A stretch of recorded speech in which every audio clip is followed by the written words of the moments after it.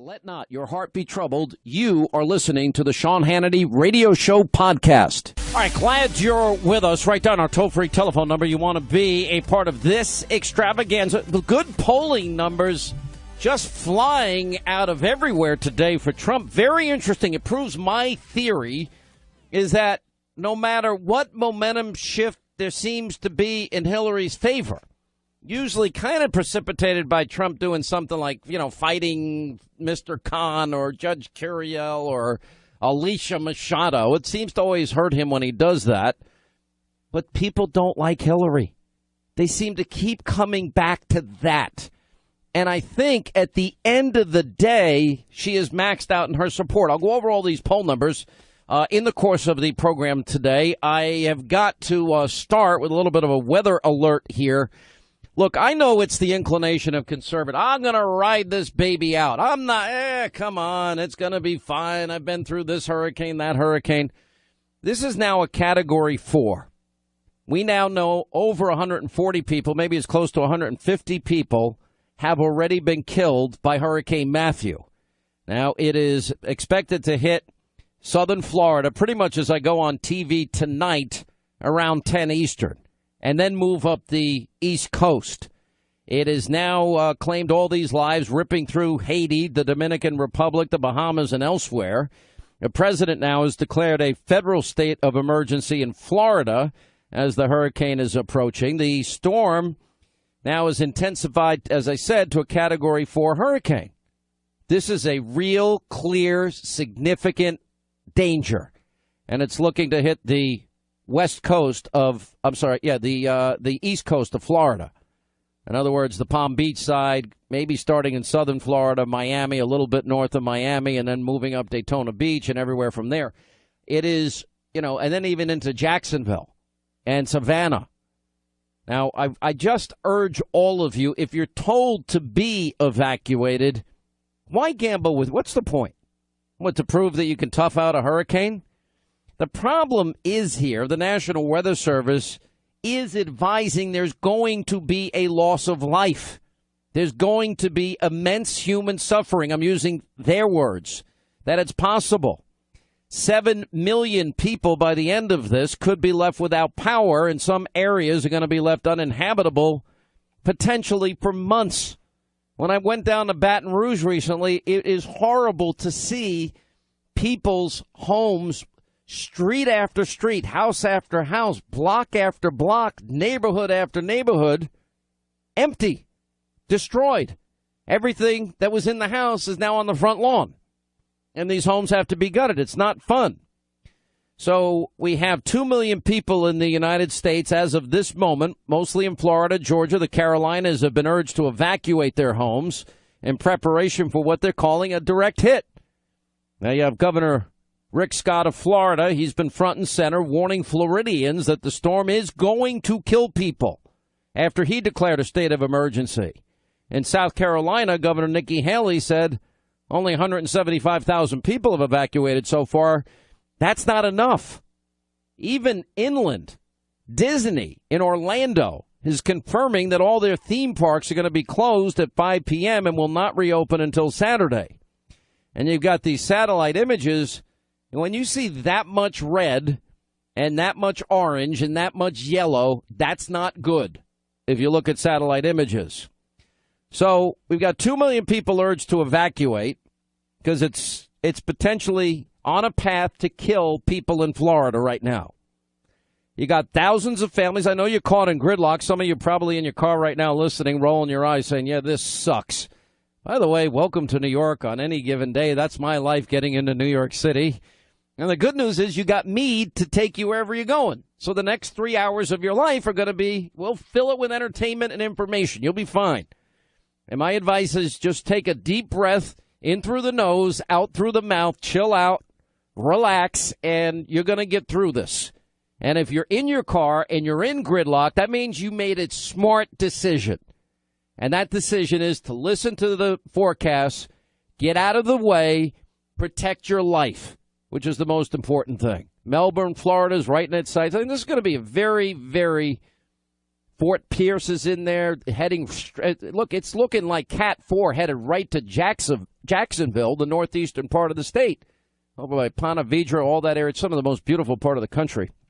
So the governor actually had to say, don't surf. But it's true. Everyone, the waves are up. Let's go. Don't surf. He said, don't go to the beach. This will kill you. The storm has already killed nearly 150 people. We expect the same impact in Florida. Anyway, so, storm winds now. I mean, if it's at this level, it could, wind speeds up to more than 157 miles per hour at its height. It's already that's the highest number they've recorded with this particular storm. And again, they're warning about severe loss of life. Please listen. I know politicians are a bunch of dopes and a bunch of idiots, and they're ignorant and they're wrong all the time. And this is now simple science. Follow the experts. Listen, I know people are out there doing their windsurfing and having a good old time, but just be careful. All right?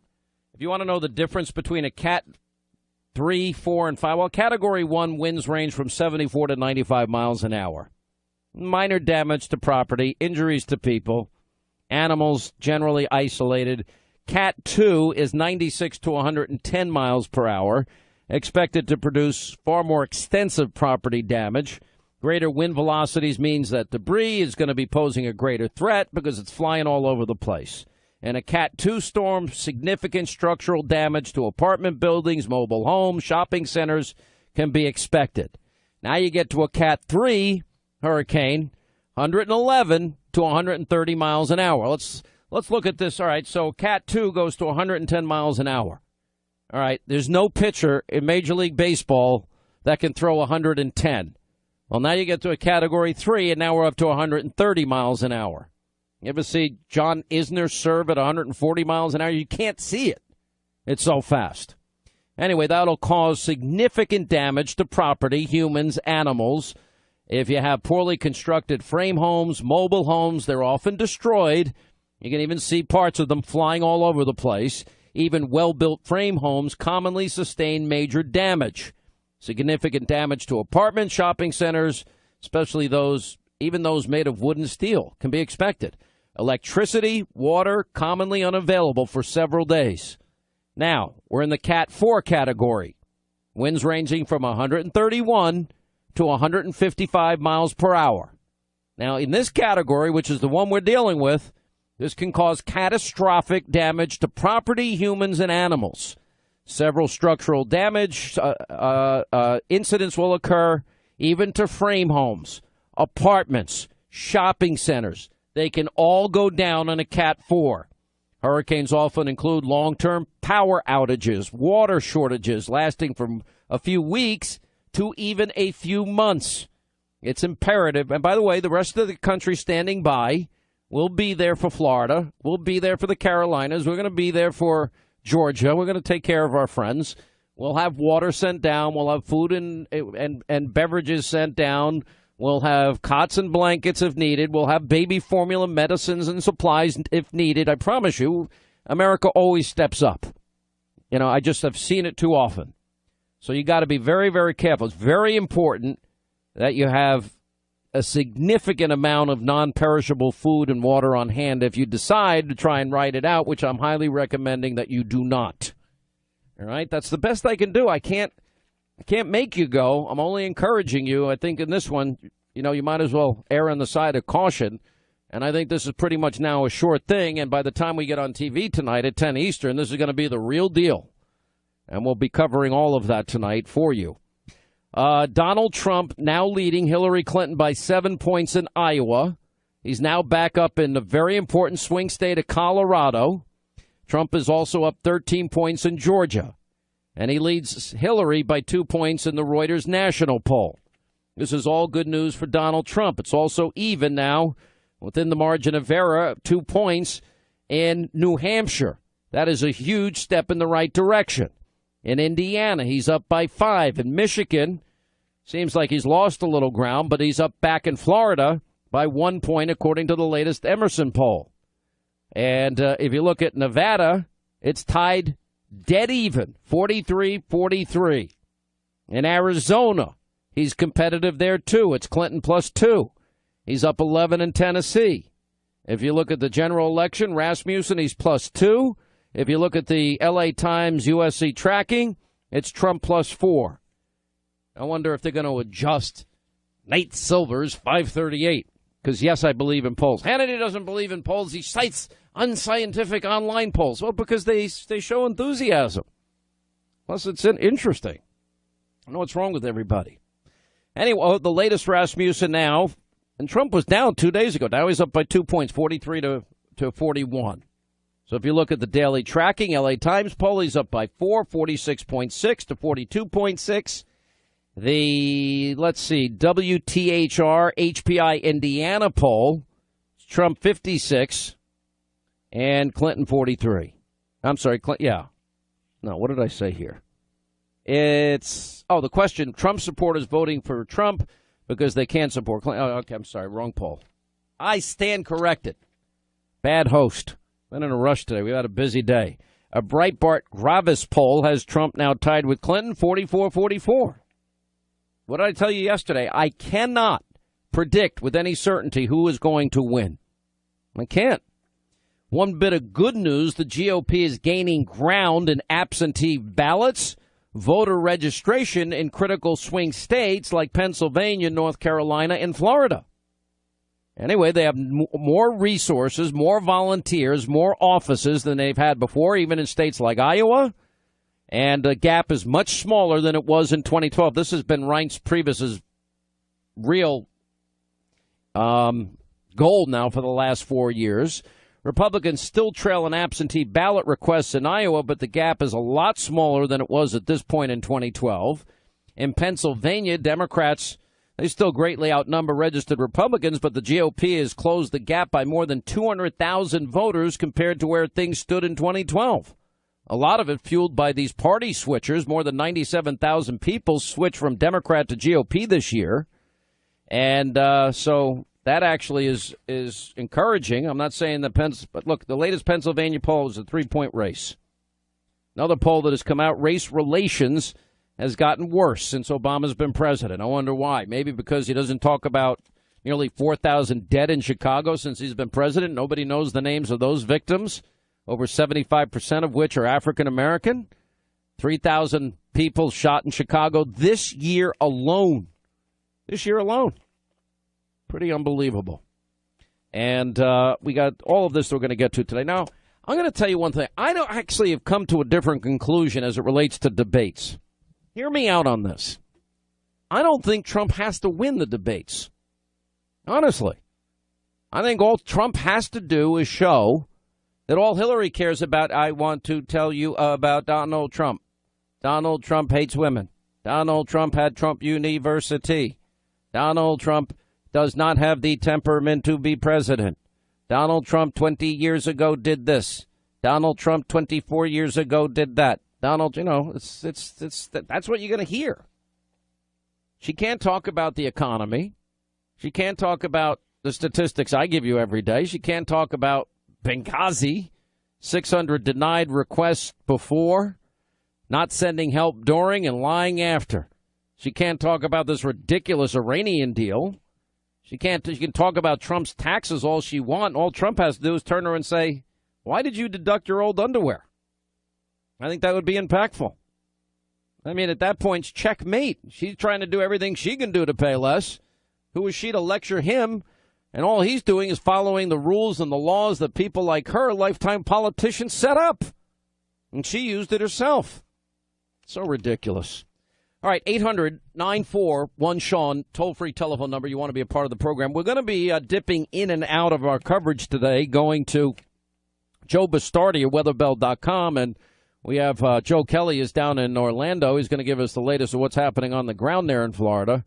You know, look, if you live in the Carolinas, please, I love the people of South Carolina. I love the people of North Carolina. I love my friends in Georgia. It was my hometown for a long time in Atlanta.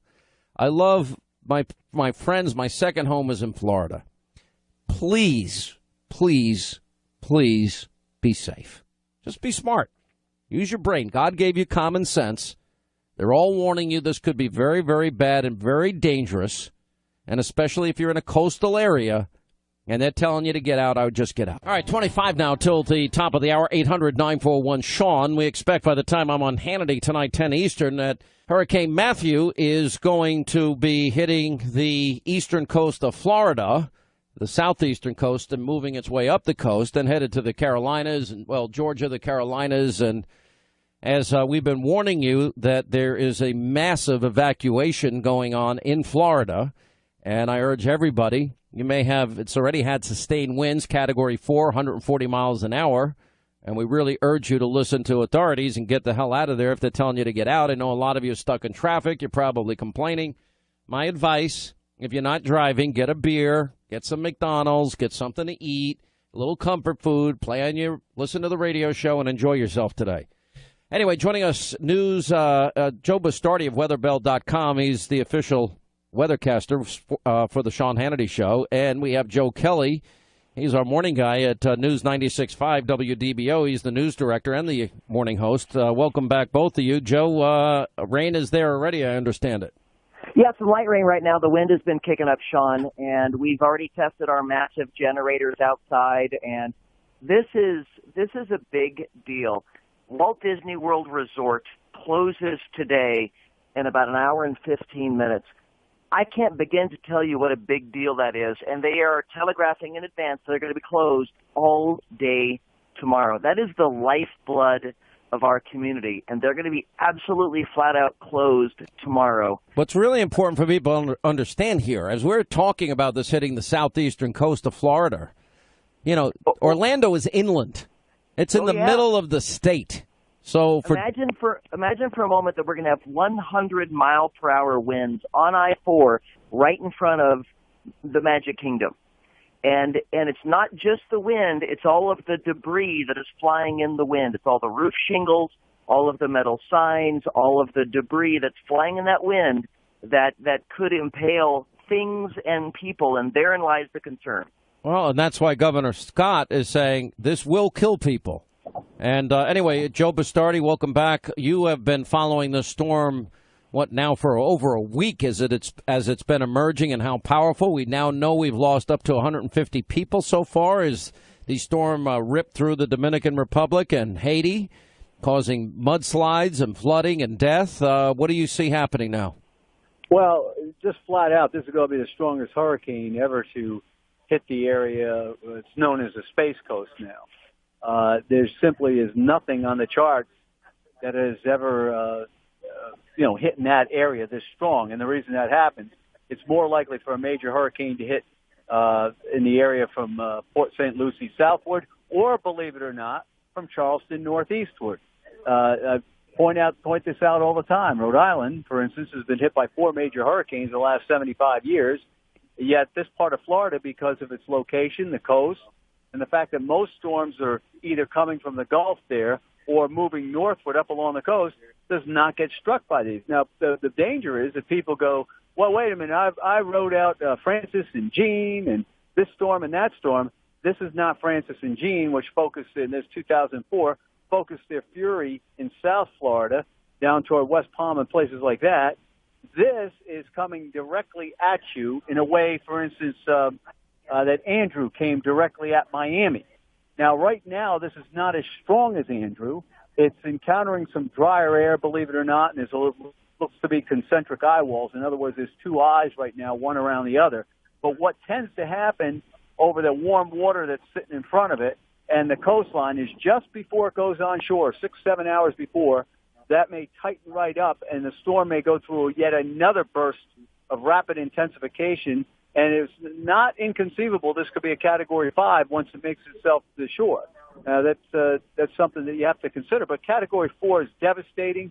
This is a devastating hurricane, and that's the words I'm going to use, from Port St. Lucie up to Daytona Beach, partly because of the track of the storm being over, basically coming up. But it looks like it's going to hug the entire coast all the way up through and including at Cat 4 levels, up and through Jacksonville. Well, no, I don't think so. I have a little bit of disagreement with the Hurricane Center because you see, Sean, storms this strong. You saw what happened with Haiti and Cuba. By the way, why am I not shocked you disagree with the Hurricane Center? I don't think you've ever agreed with the Hurricane Center, but that's why we love you. No, that's not true. Sean, let me just say something. let me just say something. Why did I open this can of worms? All right, go ahead. No, those guys, no, they're the best in the business. But, where it's gotten to a point where I respect them so much that I just think that once this thing encounters land, it's such a powerful beast now. It's almost as if anything to disrupt it will take it down. And so I expect this if it moves along the path we think, which is making a landfall someplace between Port St. Lucie and Cape Canaveral, and goes inland or hugs the coast like that, it's going to disrupt the functions that made it so strong, and it's probably going to fill to a Category 2. Let's remember, and you've been getting emails from me and everything else, we always had this as a major hurricane from the get-go and remaining a major hurricane north of the Bahamas. And if you notice, that was well in front of some of the other forecasts. And again, people that go on Weather Bell saw what we had. For people that don't know, Joe Vistardi, 9 days before a hurricane becomes a big story, is telling me in private emails that this is gonna happen. Well, the reason I do is because I don't want you caught off guard with something. No, and we appreciate it. That's why we love you so much. I mean, you live, eat, breathe, and sleep this. But a Category 4, winds range from 131 to 155. All right, let's say it goes inland. Joe is in Orlando.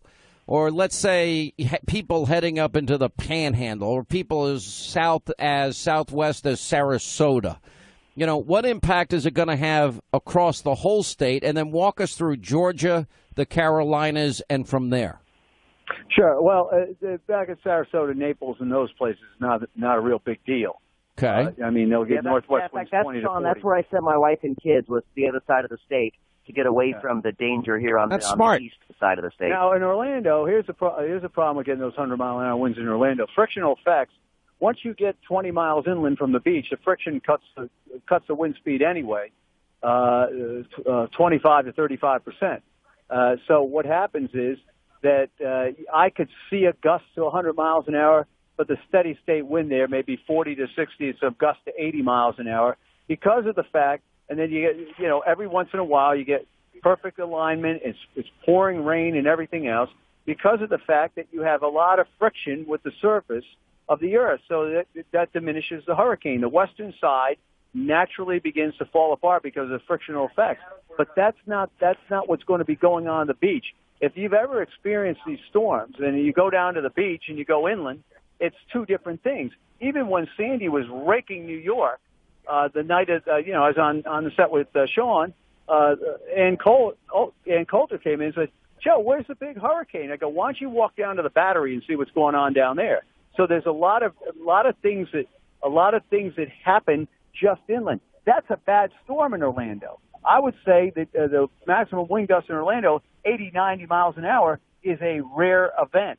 So it's bad in Orlando. But look, it doesn't compare to what will happen around Cocoa Beach and Melbourne, where we could see 140 or 150 at Daytona Beach, because I think it'll be down to a Category 2 or Category 3 when it's up to Jacksonville. I think they see wind gusts of 115, 120. Jacksonville, I think 80 to 100, and 80 to 100 along the coast. And by the way, this can kill people. We got to be very blunt here. Gosh.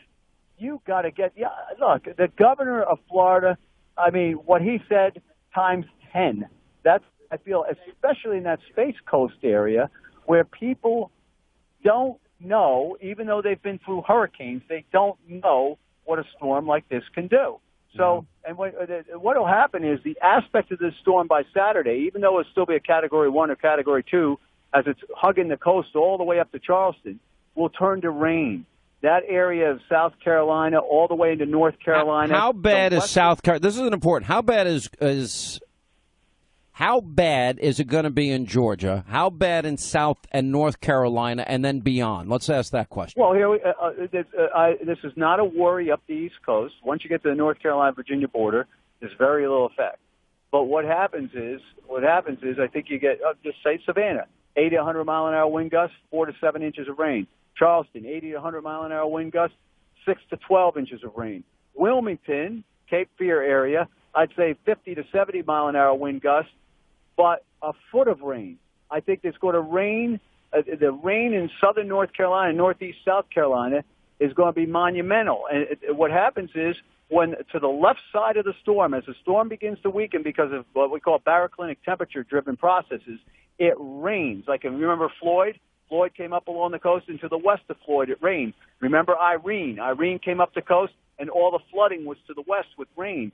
That's what you're going to see again with this, except it's going to occur South Carolina, North Carolina, mostly to the east of Interstate 95, and then the storm's going to turn out to sea and try to loop back down, but it will weaken while it's doing it. And if it gets all the way back to the Bahamas and Florida, I don't expect it to be anything more than a tropical storm. All right, Joe Kelly, let's go back to you, because they're saying as many as 7 million people, a lot of them in Florida, could be without power, water supplies could be limited. Now, look, I do have a lot of confidence, Joe, in the American people. Things get out of control. You guys need water. You guys need food. You need baby formula, cots, blankets. It's all coming. The American people will mobilize very quickly to help. But I will tell you, though, Sean, that our like Walmart, as an example, the Walmart down the road from the radio station closed at 3 p.m. Eastern. Wow. I mean, so they're closed, which is good so that they can send their employees home and that they can get situated before the storm hits. But anybody who is not prepared ahead of time is going to be in a real pickle. Fortunately, the city, the county, the state has set up a number of evacuation centers for people, along with some of the evacuation centers allow for pets.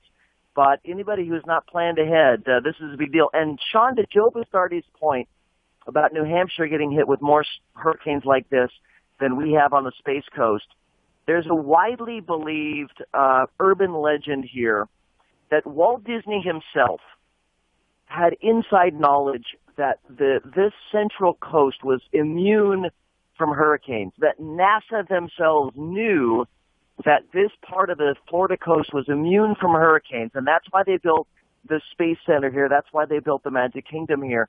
But as Joe points out, we're learning today that was purely urban legend. Well, here's the thing. It's immune.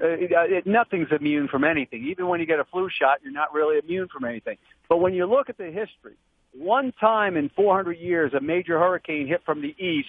That was Dora in 1964. That's on the old coast, which is a remarkable statistic. If you're going to build a Magic Kingdom, you should be building it in Orlando. You shouldn't be building it in Tallahassee, or you shouldn't be building it in Miami. So I don't know if he knew that or not, but the tracks, you think about Orlando, to get all the way to Orlando, you got to pass over a lot of land, and you saw what Charlie did. Charlie was, comparatively speaking, not much compared to what happened down Fort Myers and Naples in those areas. There's a fist of fury down there. And so I don't know. That's a great story, but I do know that if you look at hurricane tracks, you go back to the 1940s, for instance, look at all those tracks in southern Florida. It's like hurricanes across South Florida, nothing at Orlando, nothing up at Cape Canaveral.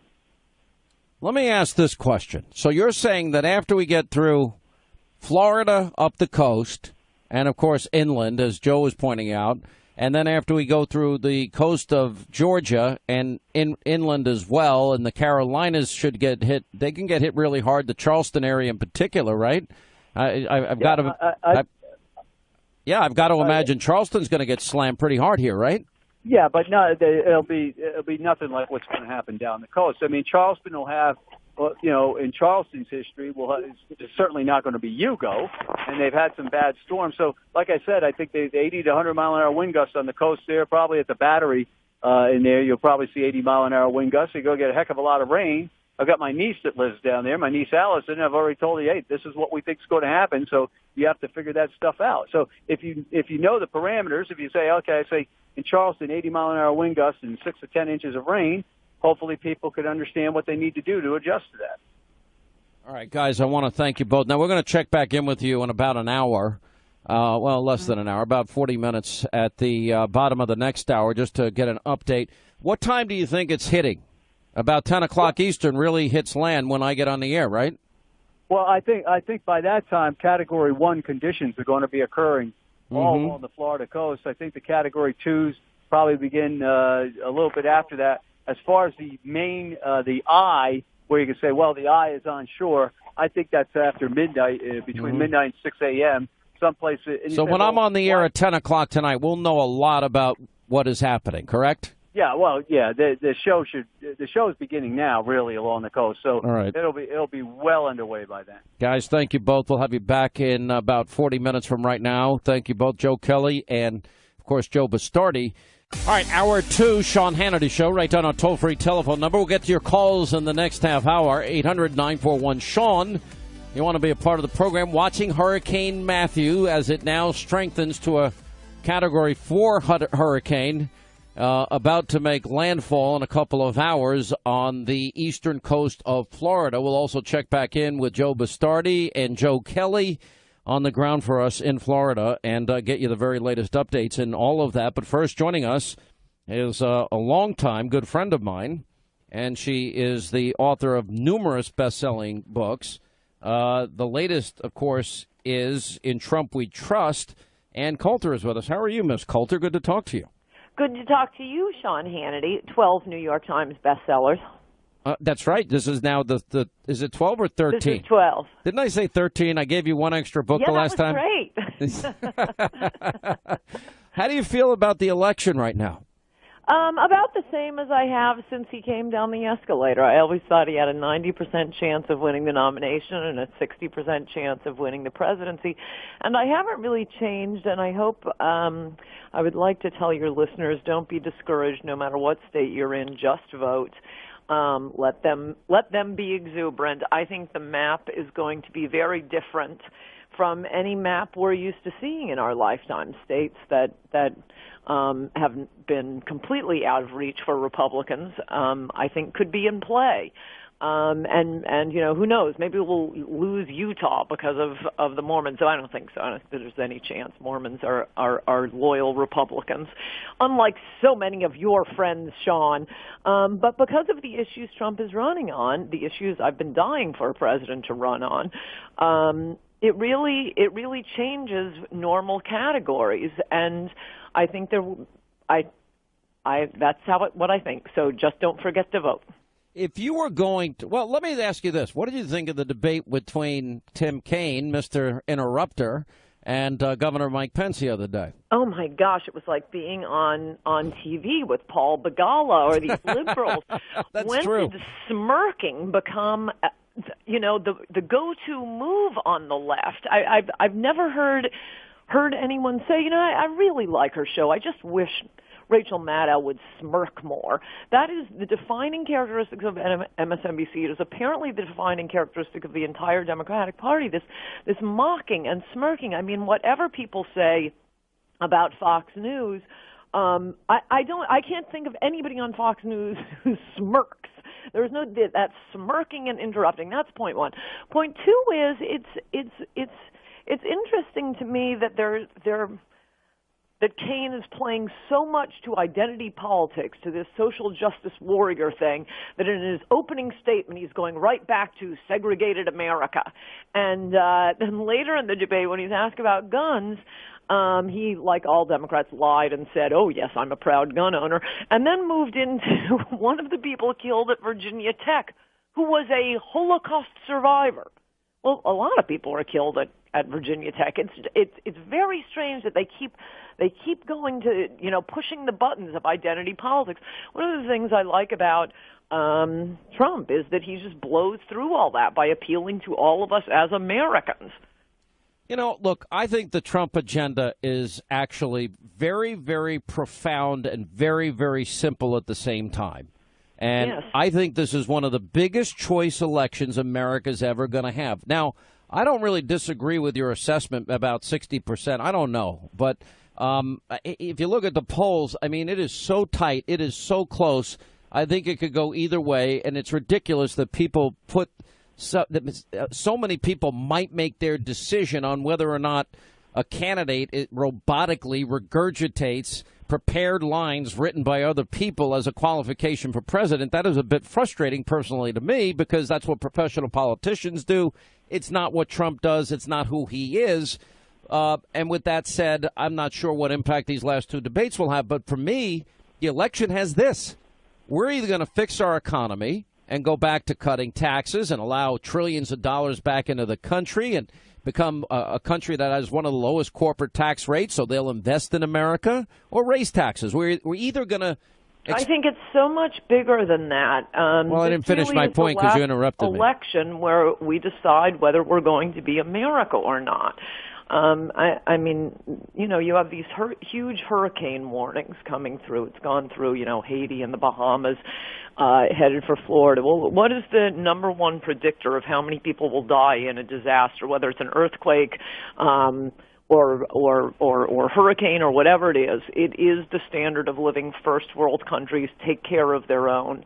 You saw the story out of Sweden today, the migrants coming in raping a woman who was in a wheelchair. This is not the time for Republicans to be going back, and I had a caller into a radio show yesterday, demanding to know if Trump really believed it on abortion, and I lost my temper. This is if Trump loses this election, the entire country becomes California. Within 10 years, we have 9 Ruth Bader Ginsburgs on the Supreme Court.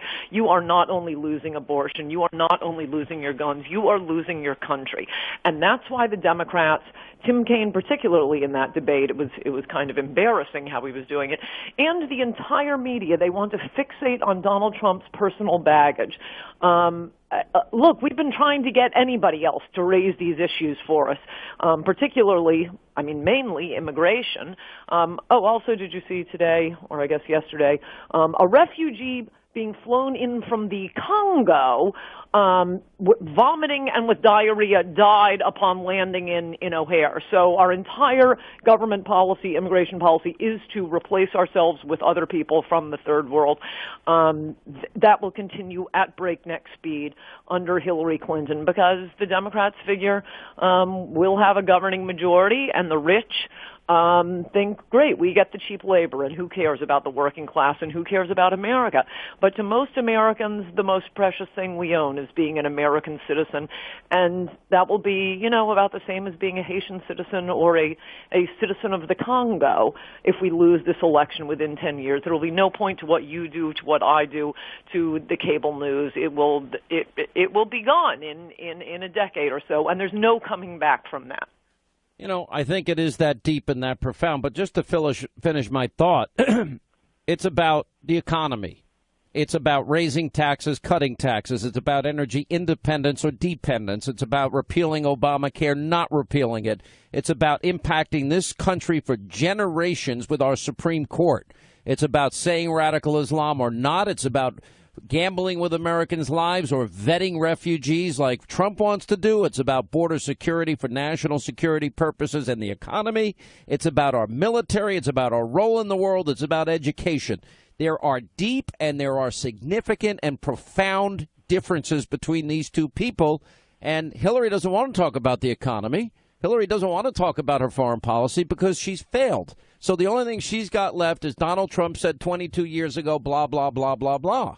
Right, and it's pretty thin gruel when this latest one, the Hispanic mattress girl, Alicia Machado, now today she's saying, oh, I'm not talking about Trump anymore. It's their big heroine of the last debate. Yes, of what a brute Donald Trump is. The father, she has an anchor baby in this country, so that's fantastic. The father is a drug lord. She was the accused getaway car driver in Venezuela of her boyfriend who shot up his brother-in-law's funeral, and a federal judge went on TV, and national TV in Venezuela, and said that she had threatened to kill him. That's the poster child for our immigration policy. They looked and they looked. They've had a year. What are we going to bring in? We need, the most sympathetic case, and that's the one they come up with. It's Alicia Machado, the new Hispanic mattress girl. She was just made a citizen in August. What do you mean by mattress girl? What does that mean? What does that mean? Oh, remember the whole hysteria over Mattress Girl at Columbia? I just mean she's, it's like an it girl, except it's Mattress Girl.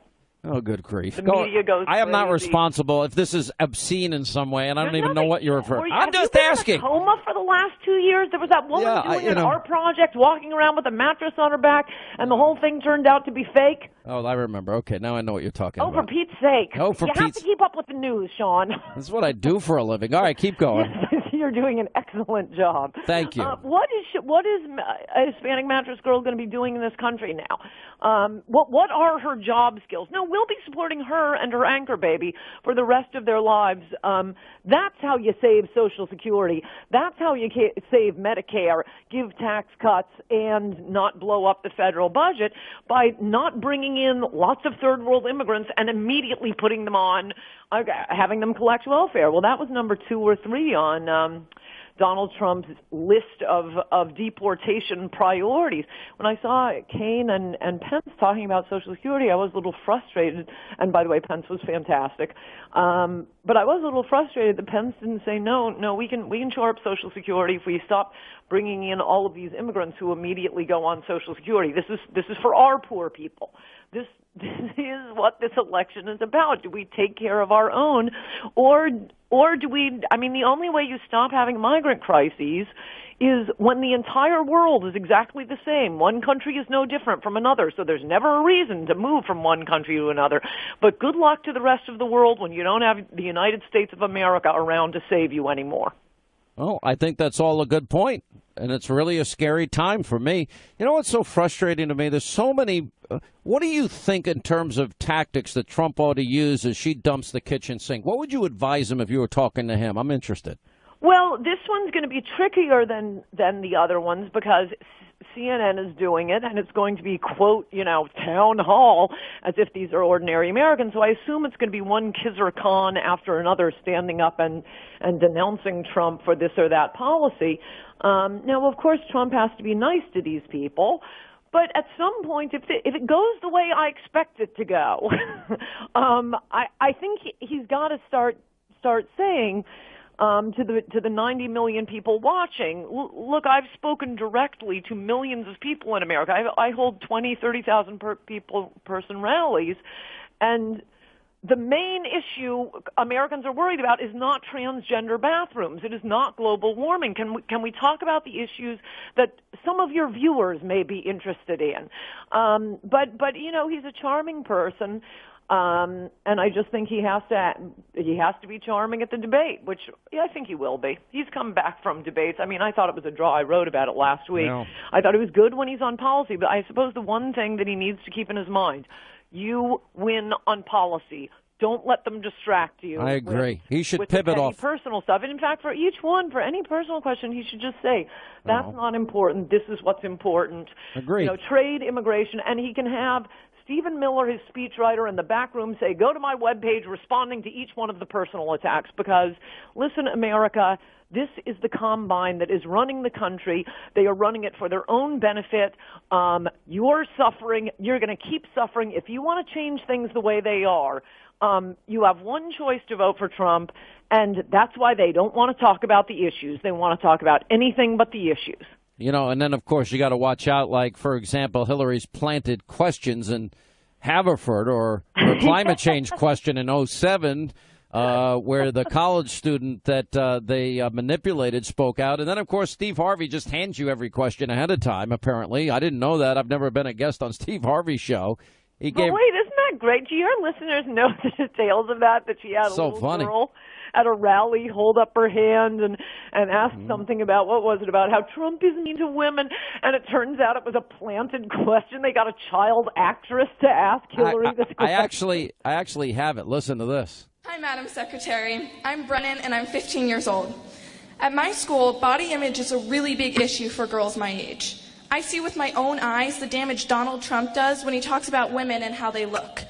As the first female president, how would you undo some of that damage and help girls understand that they are so much more than just what they look like? Oh, thank you.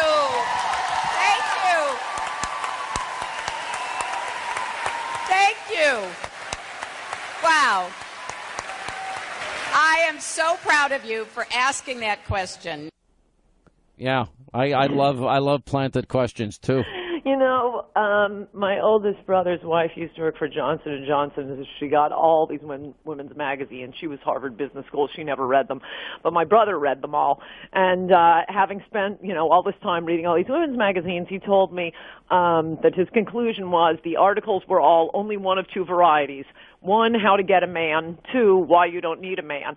And it's the same thing with this obsession with fat shaming. All of women's literature is either, how to get the perfect body or you don't need a perfect body. Well, I got to tell you, Ann Coulter, you crack me up. I don't know if I'd want you debate prepping any candidate, though. By the way, Brennan Leach's daughter the daughter of Dalen Leach, whose dad is the Democratic State Senator Dalen Leach. So that's how deep that connection goes for that planted question. I have had more debates than probably anyone alive in America. I know, but you can't do Ann Coulter-style debates at a presidential debate. If Democrats thought I wasn't good, I think they'd debate me more, Sean. No. Listen, you forget, I have been out on the road with you. I have watched you on stage. Media betters apparently I have introduced you on stage. I love how you debate. I'm just saying, I think a couple of those Ann Coulter lines might just kind of cross the line. Like Donald Trump, this is the same mistake people make with Donald Trump, as if the only mode he has is the rally mode, or the only way he speaks is through Twitter. You speak to your mother differently than you speak to your boss. You speak to some audiences differently than you speak to other audiences. I got it. Listen, I got to roll. Capable of doing that. Hey, I'm speaking at the Reagan Library this Tuesday. Okay, this Tuesday you're at the Reagan Library? Simi Valley. Yes, I am. I can't wait. Ann Coulter, I love you. You're my adopted sister. God bless you. Thank you. Bye, Sean. Bye-bye. 800-941. We fight like brothers and sisters. We really do. But I still cracks me up. Program, we continue to watch Hurricane Matthew, now just a couple hours away from hitting full force the eastern coast of Florida. And joining us once again from weatherbell.com is Joe Bastardi. He's the news director of News 96.5 in Orlando. And an old friend of mine, Joe Kelly, is with us. I know who from Weather Bell, and I know who Joe Kelly is. Why are you in my ear irritating me during my introduction? Anyway, John. Well, listen, first thing I want to say is our thoughts and prayers. Florida's my second home that I never get to. I mean, literally 2 weeks a year. That's about it. But you don't pay federal income taxes, so I love Florida. And I just hope people from northeastern states that are liberal don't go there and ruin Florida like the rest of the country, the blue states that they're coming from. All right, on an important issue, though, we really are hoping and praying that people are taking the governor and the admonition of the top weather people in this country like Joe Bastardi and taking this seriously, because this is a Category 4 hurricane. Category 4 hurricane means sustained winds of 131 to 155 miles an hour. They expect it's going to be 145-mile-an-hour winds. It is going to be the most powerful hurricane to hit the state of Florida in 12 years, and already hundreds have died in places like the Dominican Republic and Haiti. All right, walk us through what's going to happen, Joe Bastardi. Well, the storm is fighting a bit of dry air right now, and that's interesting because that tries to damp it down a bit. But it also looks like over the next 12 to 18 hours before it makes landfall, it's going to have all the opportunity in the world to continue to strengthen. And I've seen things like this before where there's sort of a downside to it, and then they come roaring back. What I'm saying is that it's a solid Category 4 hurricane. It will hit at least at that strength. And if in the, between 9 and midnight, once it gets over the Gulf Stream, you see it intensify even further, that should not be a shock to anybody, processes that are going on in these systems. So we're expecting a landfall between Port St. Lucie and the Kennedy Space Center. And again, what is amazing about this is that area since 1851. Now, we had a hurricane in 1949 that came in between Port St. Lucie and West Palm Beach and continued northwestward right into central Florida. But since then, we haven't seen anything like this. And since 1851, there's never been a major hurricane to actually impact that area. There have been hurricanes, but not in a major category right over that Space Coast area. And and that's a good point, because a lot of these hurricanes that tend to be pulled into the Gulf area and hit the western coast of Florida or Louisiana or Houston or whatever area in between. Usually they come from the east. Miami and West Palm Beach and those areas get hit a lot, and from the southwest, South Florida, the Panhandle. Tampa, I believe, has only been hit by one major hurricane in the last century, and that occurred in October, if my memory serves me correct. And by the way, I'm worried that after October 15th, there's one coming up out of the Caribbean and further west. I may talk to you about that in a couple of weeks. But here's the thing on this, folks. You can't comprehend, if you've been through hurricanes, unless you've been through a Category 4 hurricane, there's no way to actually comprehend what happens with this. It starts with the wind picking up, of course, and the rain's coming, but then it turns into an almost siege mentality. And every gust, every 5 to 10 minutes, the sustained wind is mounting, and the gusts come. And, at the beginning, you might think, some of you folks that may be in there say, oh, well, this is pretty cool. I've never seen this before. Power goes out. But then the core of the storm hits. So this area, again, all the way up to Daytona Beach, even if the center is inland enough to try to weaken a bit, like we think it's going to try to be inland a little bit, it's still going to be as powerful as you'll see a hurricane up at Daytona Beach, because they don't get Category 2 and 3 hurricanes. Because when you look at, let's take David in 1979 that hit near Miami. By the time it got up there, it was a Category 1. Or Cleo in 64 hit Miami as a 3. By the time it got up there, it was a Category 1. This is hitting further north, and it continues to come up the coast in there. So it's a devastating event, I think, from just north of Port St. Lucie. That's the word, devastating, all the way up to about Daytona Beach. And it's still damaging from Daytona Beach all the way on up to Charleston and maybe Wilmington. Wow. And then it shoots out the Atlantic, correct? It makes a hard right turn?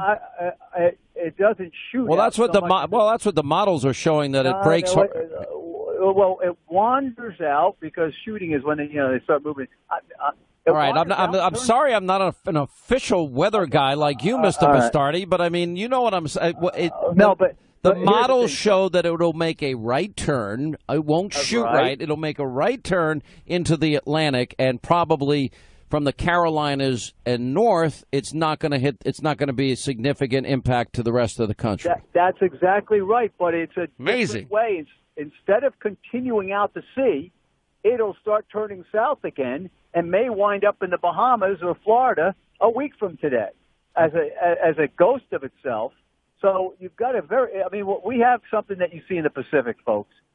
We have two storms relatively close to each other, dancing around each other, because Nicole's out there south of Bermuda, and it's going to be out there for several days dancing around. And so what happens is you have a big alley of high pressure to the north of the Atlantic, and it blocks these things from moving, and that's what you're seeing. You notice, Joe, he talks about dancing around, but I can't say shoots right into the Atlantic. I'm not allowed. I'm not using the. Sean, so now that I have an official meteorologist for this program, which is you, Bastardi, I got to understand that hurricanes dance, but they don't shoot. I got it. Well, they do, Sean. They do shoot out when you see storms that move rapidly northeastward, well offshore. I used to call those, in fact, the guys at Penn State when I was going there, called them Bastardi waves, because I'd be waving at them going to the southeast of the Atlantic City and crying about it, because I liked hurricanes when I was a kid. But look, this may still be we're taking it very seriously here, and that's why the evacuation notices. And I know people are probably very aggravated at this point, because when you get in bumper-to-bumper traffic like that and you're just not moving, and it gets frustrating, it's time-consuming, it disrupts not only today but your entire weekend. It's rough on people. We're just asking people to, err on the side of caution. And I know, Joe Kelly, that's what you're doing in Orlando and with the people in your area. Sean, I was literally trying to find a room where I could have relative quiet so I could talk to you and your listeners, and I turned to one of our producers, Laurel, and I said, "What is all that noise that I keep hearing?" And she says, "That's the rain. That's outside." I mean, it's already coming down in buckets, as Joe Pistardi could point out. I mean, it's coming in bands of buckets. We're getting a bit of a break now for a second, but our biggest concern is power outages. Now, there's going to be the immediate concern of high winds, damaging winds, and projectiles flying through 110-mile-an-hour winds. But once all those tree limbs hit the power lines, we're going to be out of power. I mean, we could conceivably be without power, not just for 1 or 2 days, but possibly for 1 or 2 weeks. Yeah, that's the hard part for a lot of people, and it's a little late now to get, as we talked about yesterday, Joe, a generator at this late hour. But look, I do want to reassure people because I know the generosity of the people of this country, and if, for example, the water supply in any way is tainted, water will be on its way immediately. Food, supplies, baby formula, medicine. I am certain that the country will rally behind our friends in Florida, maybe Georgia and the Carolinas, and send whatever help is necessary. Yeah, Sean, I wrote an article July 26th on the Patriot Post about this very thing. And you saw, I think, Donald Trump respond in Louisiana very quickly about because of the high stakes that we're running with tropical cyclones, that it would be interesting to see which candidate would respond to that. I have mixed emotions about bringing that up, but even with Hermine, there was a response, a strong response. Of course, there's going to be a great government response. I have no doubt about that FEMA is going to respond quickly to this. But by the way, I just got a report from, if you go to Florida Power and Light, they have a map out as of 3 p.m. Eastern. That's an hour and 44 minutes ago.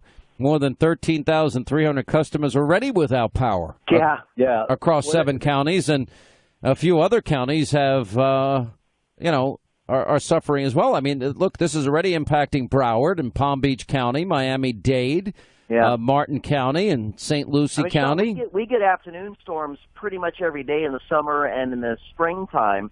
And during our just garden variety afternoon storms, we will have thousands of people lose power. So it's not hard to believe that this time, with this storm, with the historic nature and the power of the devastation that's coming our way, we're going to have a major problem. It hasn't really hit yet. And in Miami-Dade, they've got 7,160 customers out of power. In Palm Beach County already, 3,140, and Broward County, 2,000. I mean, that's a lot, and it hasn't even really hit. Yeah. So this is going to be the real deal. So, listen, I want to thank you, Joe Bastardi. I give you a hard time, but it's only because I love you like a brother. And Joe Kelly, we've been friends for ages. Our thoughts and prayers are with our friends in Florida today, and we'll be monitoring the storm. By 10 o'clock tonight, we'll know a lot more. All right, so batten down the hatches, hopefully take the evacuation orders seriously, and riding this thing out is a big risk. I wouldn't recommend it. All right, guys, thank you. Appreciate it. Let's get back to our busy telephones here. Barbara is in Georgia. Barbara, how are you? Glad you called. Good. Thank you for having me. What's going on? I just wanted to give a great big shout out to all the first responders, your policemen, your firemen, the National Guard that's down there on the coast helping. It's a little bit close to home. My brother's in Melbourne. He's a police officer, so his family has left, and he's there with his fellow brothers and sisters in blue and all the firefighters there ready to help them serve their communities. Well, these guys are amazing. It is interesting with all the talk about police and what's the word that Hillary used about inherent bias, I guess, that we all have? Well, what was it? Implicit bias. You're right, implicit bias.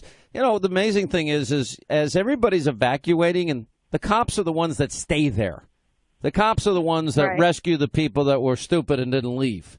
The cops are the guys that are, they'll be taking the brunt of this on the front lines of this whole thing. And we often forget that. Not just the cops, but the firemen and the paramedics and the first responders. Right. They're all going to be there.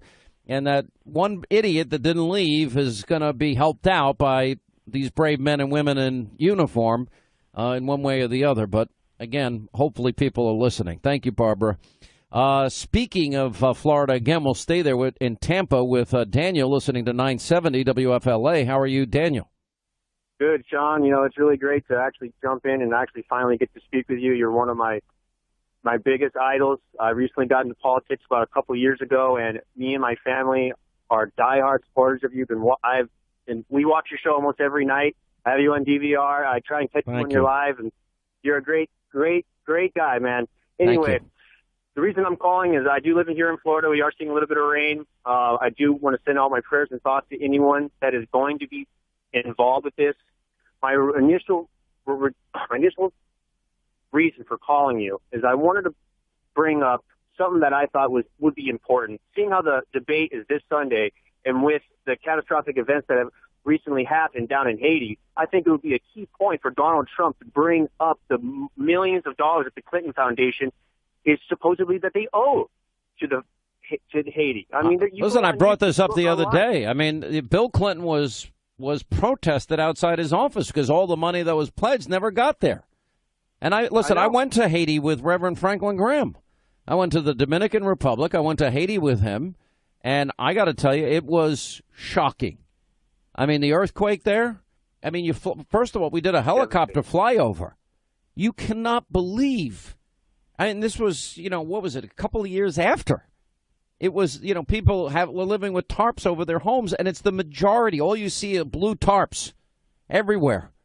Exactly. I don't mean to get politics involved, but with the scenario, with everything that's going on, and then this captivating, I mean, I think it needs to be brought up. It's something that should be said, or Hillary needs to come out with an answer with it, because it's embarrassing and it's sad. And there's already over 140 deaths. It's climbing. I mean, it's sad. There's so many different things. I mean, one thing that I did. Imagine if the money were used for homes for them. Sean, did you notice how Kane winked at the moderator and how he did say ISIL and then he said ISIS? Which is it? I mean, it was so embarrassing. Listen, it's a very embarrassing time for the country at large. It's sad to see the country we love, America, in such a dramatic decline. And that's what we're living through. And that's what this election is about. Look, I wish I had the power to mobilize enough people in Florida, North Carolina, Iowa, New Hampshire, in Ohio, Pennsylvania, Wisconsin, Michigan, New Mexico, Colorado, Arizona, Nevada. I wish I did, but I don't. The only power I have is to try and inform an audience of what's at stake here. And I'm trying every day. We've got 33 days to go. Secretary Clinton, welcome to Chicago. Thank you. Thank you so much. So this is an important question. No flip-flopping on this one at all. Oh, boy. Deep dish or thin crust? Well, probably at this point in my life, thin crust. Your campaign is obviously off to a really, really good start here. How are things different this time around?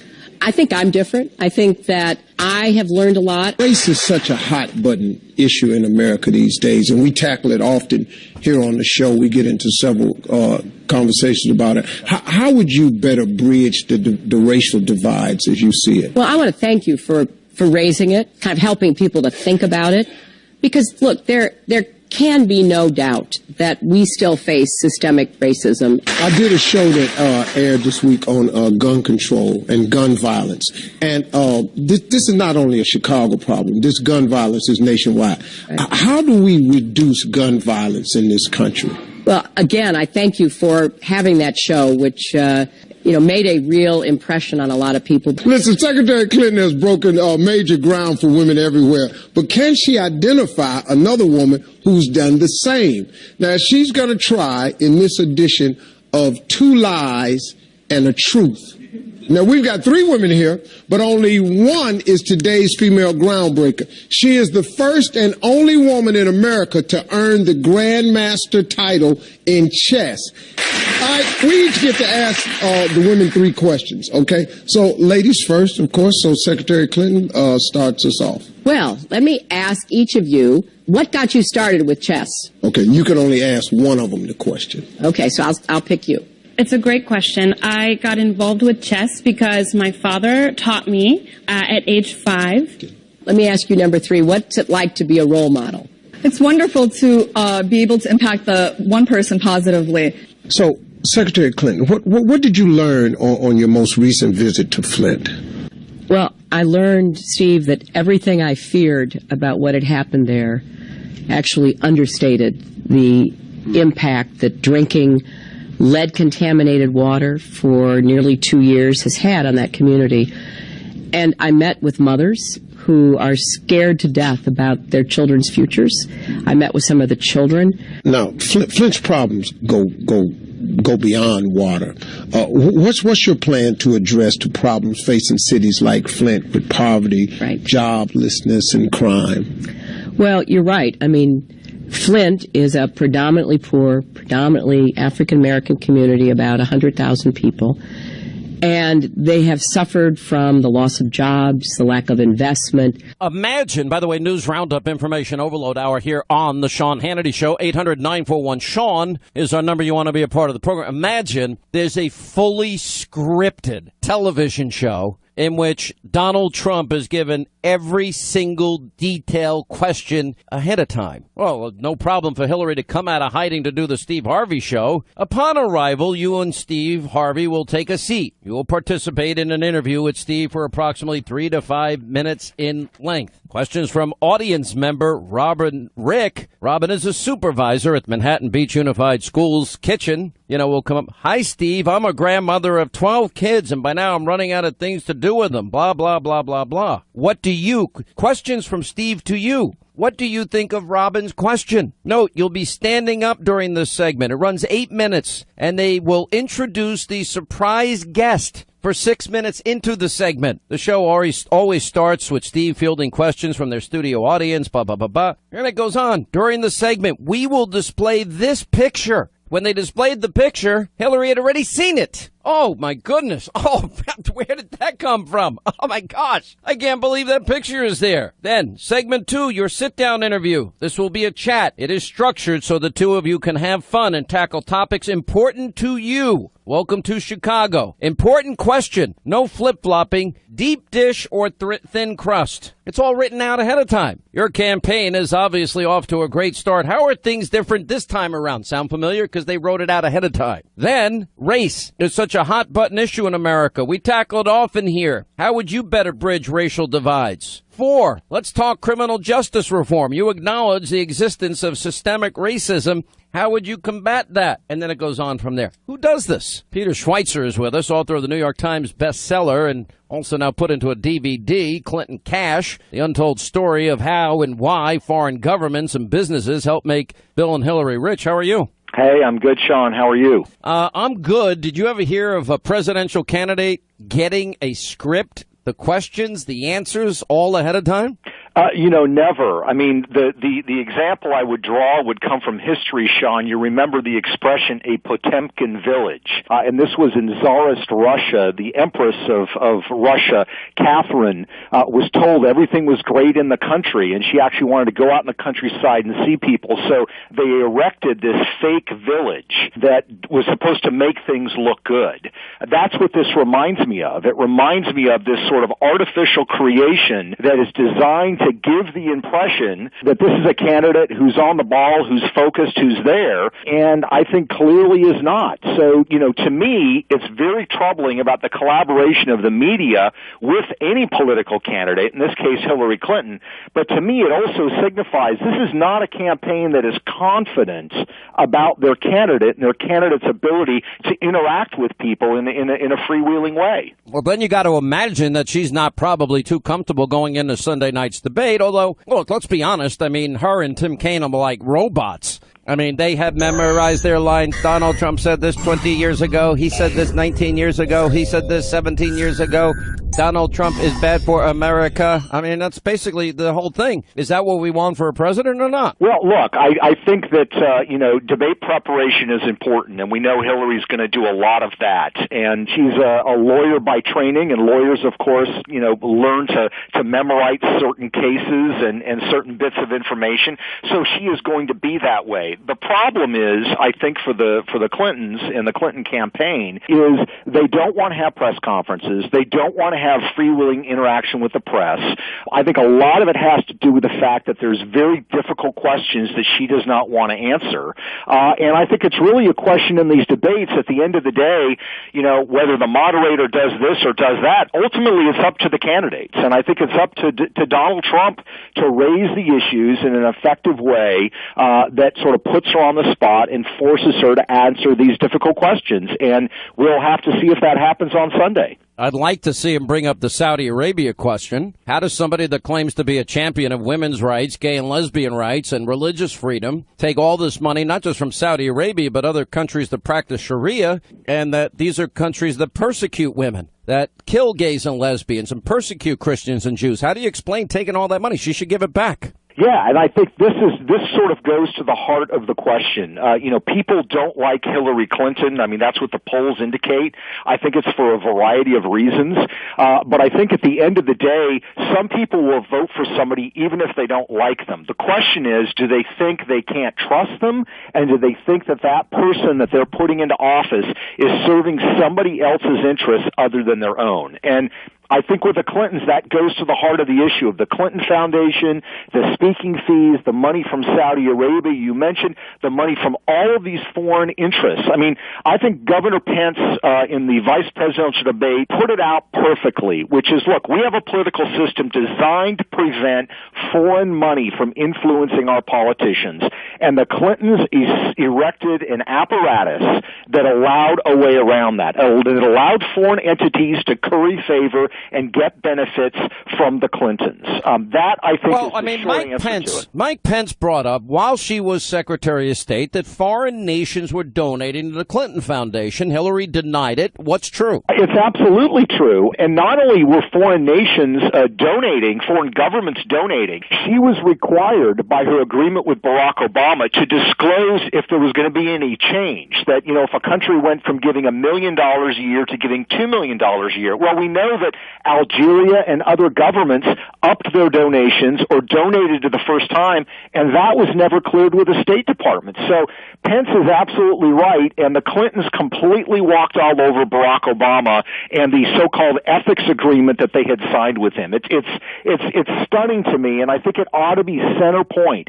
Any promises that they are making now, saying that Bill's not going to give speeches, they're not going to take money from the Clinton Foundation, they're not going to get involved, it's not worth anything. They made promises. They actually signed agreements in 2008 with Barack Obama, and they completely ignored them. And there's no reason to think they're going to do it any different this time than they did last time. Even the 55% of people that the AP pointed out that had access to her, and I'm talking about individuals, and some of them benefited from the access. They were all donors or people that pledged money. I mean, I have the one case of this one guy that ends up getting, the Colombian forestry rights as a result of donating to the foundation, using the influence to get to Hillary using the influence in a foreign country to help this guy make millions, which I assume ends up with more money back in the Clinton Foundation. That's exactly right. That would be Frank Giustra, a Canadian investor. And here's the thing to keep in mind, by the way, Sean, as they were helping Frank Giustra get mining concessions, get timber concessions in Colombia, there were American companies, American firms trying to get those same concessions. So not only are these cases of self-enrichment by the Clintons, of these crony deals that they're helping donors get, but these donors are foreign entities competing against American firms that apparently weren't ponying up enough money to the Clinton Foundation. Unbelievable to me, the fact that all this corruption, all this dishonesty, goes on, and it barely has made a dent in the mainstream media, which shows that, really Donald Trump is fighting two people. I mean, I thought Mike Pence had to, stop the interruptions of Tim Kaine, but also the moderator. And Lester Holt was wrong on birtherism. He didn't know about the Mark Penn memo. He didn't know about Sidney Blumenthal's pushing it.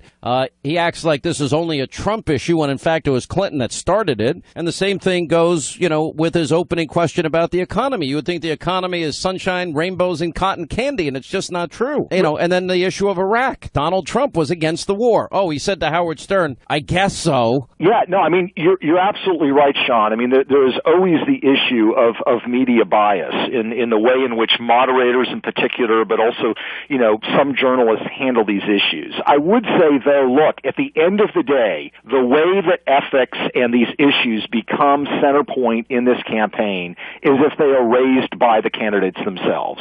I think Donald Trump needs to raise these in the debate. When you've got, 80, 90, 100 million million people watching a debate. You've got to make this a center point of the debate. It's going to have an effect there where you put her on the spot, you raise these tough issues, you challenge them, and you force them to be addressed. I think Mike Pence did a great job of that in the last debate, his one and only debate, and hopefully these issues are going to be front and center in these debates coming forward. But I think it's going to be up to Donald Trump to raise them. They're not going to be raised by anybody else. Yeah, I agree. All right, so what advice would you give Trump for the debate on Sunday? It's a little bit different format. It's a town hall. They'll be taking questions, I assume, from the audience, but I also assume from two hostile, liberals in the media, Anderson Cooper, and I don't know, which he's not a bad guy, but I think he's definitely left of center, and Martha Raddatz. Well, I think, for me, always the issue before, the Republican primary started, before Donald Trump was a candidate, Sean, you and I were talking about the Clinton Foundation. And as you put it, at the end of the day, the question is, when people are throwing billions of dollars at the Clintons, are they expecting something in return for that? And we all know the answer is yes, they are. That's what I think you need to make the center point. When somebody has made you as wealthy as the Clintons have, when they've given as much money to the Clinton Foundation as they have, are the Clintons going to be beholden to them? Of course they are. That's the way the system works. And so the issue becomes, I think, one of, are our national leaders going to be accountable to voters, or are they going to be accountable to, donors? In this case, international donors, foreign donors in places like Nigeria and Russia. And you've got to make that a center point, because I do think there is a latent frustration in the country. In the Democratic Party, it was expressed with Bernie Sanders, and the Republican Party with Trump, this latent frustration that people believe our national leaders, if they can't be bought, they can certainly be rented. And this goes to the core of that issue. And the Clintons want to pretend that none of this money matters. It has no effect on their decision making. And I think the average American person knows that's simply not the case. All right, Peter Schweitzer, author of the best-selling book, Clinton Cash, also now out in DVD. Thank you, Peter, as always. When we come back, wide open telephones, only 33 days till Election Day. We're going to continue to monitor. If you are in Florida, if you're in the Carolinas, pay very, very close attention. This is a Category 4 hurricane. Matthew, get out if they are telling you to evacuate if you're at or near the coast. And we'll be checking in with Joe Bastardi again throughout the program, and also tonight on Hannity. We'll have full coverage, 10 Eastern on the Fox News Channel. Well, we continue to watch what's going on. This is now a Category 4 hurricane that is heading right towards our friendly state, our friends in Florida. And thoughts and prayers, by the way, again, go out to all of them. And look, a lot of lives have already been lost. How many lives now total have been lost in the Bahamas and Haiti? This thing is very, very serious, and it is headed right for the southeastern coast of Florida. I know a lot of you are very frustrated. You're listening right now. Hurricane Matthew is going to hit late this evening, probably as I'm getting on the air at 10 Eastern, and we'll have full coverage of that. We now know we lost at least 150 people as the storm ripped through the Dominican Republic and Haiti and the Bahamas. And this is now, the president even declared a federal state of emergency in Florida. You got the hurricane approaching. The storm is intensified. It's a Cat 4. And this morning, that means winds of 140 miles per hour. National Weather Service is advising loss of life and immense human suffering is possible. 7 million people could be left without power, some areas left uninhabitable by the time this is all said and done. We have 2 million people in the U.S. have been urged to evacuate their homes in preparation for what they're now looking at, a direct hit. Governor Scott is warning Florida residents that the storm is going to kill people. After a state of emergency in South Carolina, Governor Nikki Haley said only 175,000 people have been evacuated so far, and saying that is not enough. And even into the inner coast and in state, in the middle of the state, in, for example, Orlando, Disney is now confirming that all of their theme parks will be closed at 5 p.m., will not reopen until Saturday. You got these horrible images now over this Hurricane Matthew over Haiti. I mean, it showed the storm briefly, forming this, catastrophe for people. I know a lot of people. Look, I'm independent like you are. I believe, hey, do I really want to deal with all of this? I don't think so. All right, let's get to our busy telephones here as we say hi to Brian is in Gainesville, Florida. Brian, how are you? And this is going to go right up the coast, right your way, so be careful, my friend. Yeah, we're further inland, but we've got all the food and water that we need and a generator ready to go as soon as the power goes out, so we'll be all right, hopefully. Yeah. Definitely praying for the people down south. Yeah. Listen. So what's on your mind today? Taking my call. Yeah, you bet. I'm honored. I wanted to comment about the debate last Tuesday night. Mm-hmm. I stood up and watched the whole debate, but the best part of the evening was post debate. Your interview with Jesse Jackson. I've been waiting for those questions to be either asked to Jesse Jackson or Al Sharpton for I don't know how long, and you finally got Jesse Jackson on your show. You interviewed him. You asked him the tough questions. Everybody knew that he couldn't answer it, and he didn't. He said, "I don't have an answer for you," and he walked away. Yeah, he didn't have an answer. All I was asking, it was very, very simple. All I was asking was, all right, can you name me one barometer, one statistic, one anything that shows that black Americans are better off after 8 years of the first black American president? And then I started rattling off all the statistics where they're worse off. Absolutely. You couldn't do it. And, every speech that he makes, every speech that Al Sharpton makes, it's all about how blacks are worse off because of white privilege and all that. And here we have the first black president who had an opportunity to make America great again. He had an opportunity to make black Americans great again, and he failed to do it. And we're worse off, and everybody's worse off now, including black Americans. That's what I give. I give out those statistics every day. Every day. Every single day. I enjoy listening to them.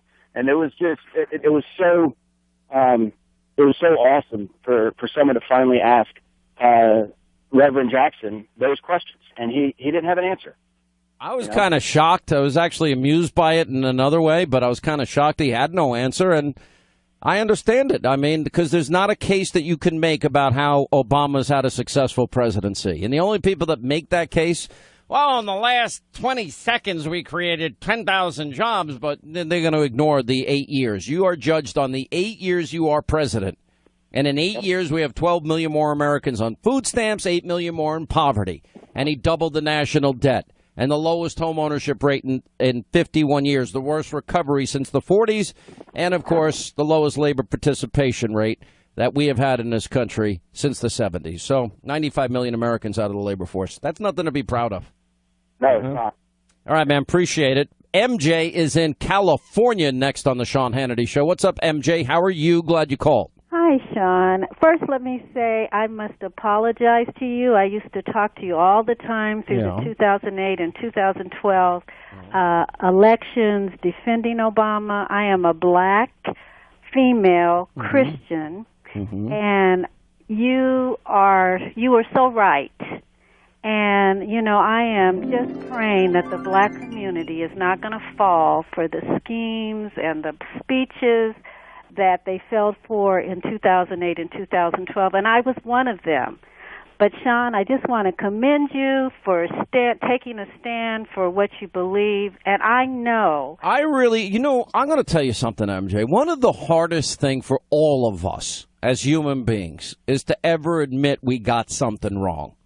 And, look, do you realize every 4 years, I don't care if it was 2004, the Swift Vets for Truth, Swift Vote Veterans for Truth. I put them on more than anybody. In 2007 and 8, I tried to warn the country about how bad an Obama presidency would be. Yes, in 2012, I tried to warn you not to double down on stupid. Yes, you did. And now I'm giving you all the bad numbers 8 years later. And you know what I really wish? What? I wish that I was wrong. I wish we had Americans working. We had fewer Americans in poverty, fewer Americans on food stamps. I wish we had the highest home ownership rate in 50 years, the best recovery since whenever. I wish I could say we have now paid down our debt, not accumulated more debt than every other president before him combined. I wish I could say the opposite. And then you could call me and say, Hannity, you were wrong. And I'd say, you're right, I was wrong. Yes. I wish that, because then my country would be in better shape. And you know, Sean, I did phone banking for Obama. I was a staunch supporter. I'm a lifelong Democrat because I grew up in a Democratic family. And as Black Americans, it's something that we're taught, from as soon as we're old enough to understand. The conversations are all about, being a Democrat. But I want to say today that I had that making home affordable Obama thing where millions of Black and Hispanic men and women were standing in those long lines to try to save those homes.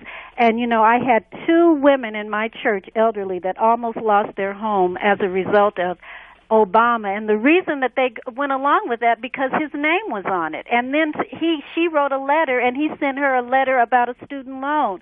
He is the greatest travesty to the Black community ever in the presidency, and I am just so hopeful that Donald Trump is going to be the president. Do you know how I see the Black community in America today? And maybe some will deem this controversial, but it's because I believe in the God-given talent for every man, woman, and child that God put on this earth. Right. And it's sad to me that disproportionately it's Black America that has paid the price for these bad policies. Yes, absolutely. If I didn't have summer jobs when I was 11 and 12 and 13, 14, 15, 16, and 17, if I wasn't working, I'd be hanging out with my kids. We now have over 55% of Black teenagers can't get a job. A 58% increase since Obama's been president of Black Americans on food stamps. A 20% increase Black Americans out of the labor force. That's a fifth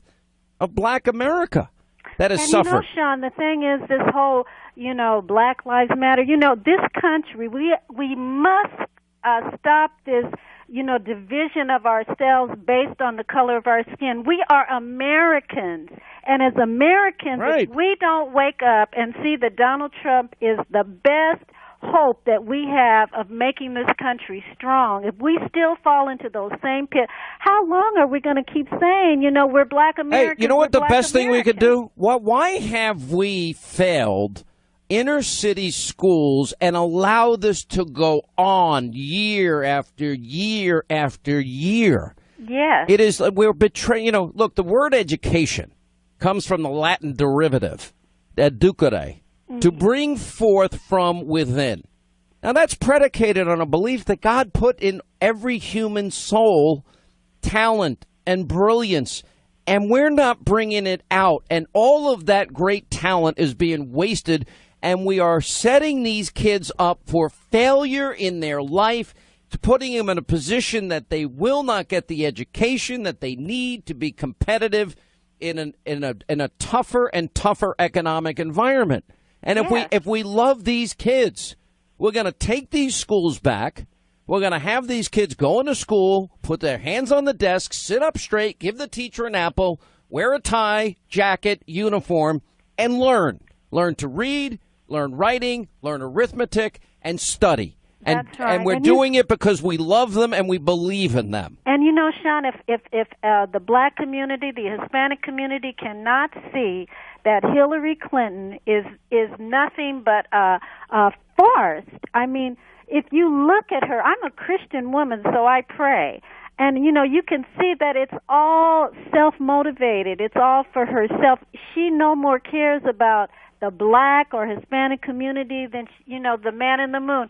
It's all about her and the Clinton dynasty. And I just hope, I really, really hope, I was praying that I would be able to get through to you, because I really hope that the Black and brown and the communities of America do not fall for the farce and the con that is going on now in this election, because we are really going to be in a terrible fix if Hillary Clinton becomes president. Listen, I agree with you. God bless you, MJ. I appreciate your kind words. John, and you know what? I just thank you, because I know you're in a tough position because you've taken a stand for what you believe. And I just want to say that as many times as I used to call and fuss with you and defend, you know what? I have great admiration and respect for you as a man that really stands for what he believes. So just know that I am well, I never thought I'd say this, but I'm on your side, I'm on your team, and, I'm going to just pray that America would open their eyes to see what's really going on. I'm not good at compliments. Linda yelled at me when you were talking. Said, let her compliment you if she wants to. And I said, okay. You're very kind. You're very sweet. But, this is how I look at my job is to tell you the truth. My job is to, if it means that the whole world is hating me for any given moment, but I'm still telling you the truth and doing my best to educate and inform and fight for what I believe in and convince you that the country's on the wrong track, and out of a love for our country, out of a love for those people that are suffering. What motivates me and in this election in 33 days and anything else, I know a lot of my colleagues, they're thinking about how this impacts them. I don't know how anything impacts me. It's not about me. But it is about all those people whose statistics I give out every day, because millions more in poverty on food stamps and unable to buy a home and out of the labor force, that's my fellow Americans suffering needlessly. And there is an answer.